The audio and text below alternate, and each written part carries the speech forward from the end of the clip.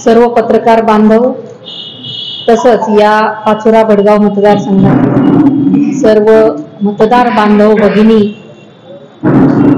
आणि महाविकास आघाडीचे शिवसेना, काँग्रेस आणि राष्ट्रवादी महाविकास आघाडीचे सर्व पदाधिकारी, कार्यकर्ते, निष्ठावंत शिवसैनिक, सर्वांचे नातेवाईक, मित्रमंडळी, हितचिंतक या सगळ्यांचं मी मनापासून धन्यवाद देते मी सगळ्यांना। कारण की मी गेल्या 2-2.5-3 वर्षापासून पक्षात काम करत होती आणि या 2-2.5-3 वर्षामध्ये 59,000 लोकांनी माझ्यावर विश्वास ठेवला। त्याबद्दल मी मतदारांचे देखील आणि आपल्या सगळ्यांचे मनापासून मी आभार मानते। पण मला एका गोष्टीचा आनंद आहे की मी रणरागिणीसारखी लढली, अगदी हिमतीने लढली, याचा मला सार्थ अभिमान आहे।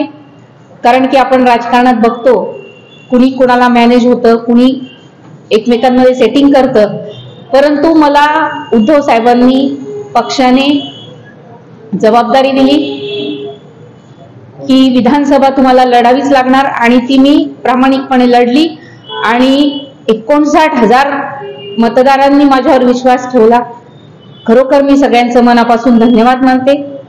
आणि जय पराजय हा चालूच असतो, कुठला तरी एक न्याय अन्याय, कुठला तरी एक बाजू होते, जय मिळतो किंवा पराजय मिळतो, परंतु ह्या सगळ्या गोष्टींमध्ये याचा निकाल जो लागला त्या निकालाचं जर का आपण विश्लेषण केलं तर तो माझ्या मते तर आहेच, परंतु मी आता गेल्या 3 दिवसापासून मतदारसंघातील अनेक लोकांना भेटली, अनेक जण मला भेटायला आले, तर हा जनमताचा तर विश्वासघात आहेच, परंतु ईव्हीएमचा विजय झाला असं प्रत्येकाचं म्हणणं आहे, ह्यात तीळ मात्र शंका नाही।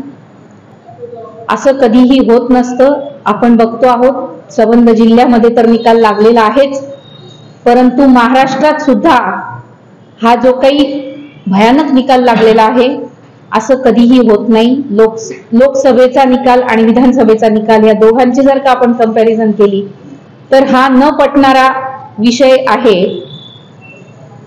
लोकशाहीचा खून आहे की काय अशा पद्धतीचा हा निकाल लागलेला आहे। एकीकडे आपण बघतो की ह्या देशामध्ये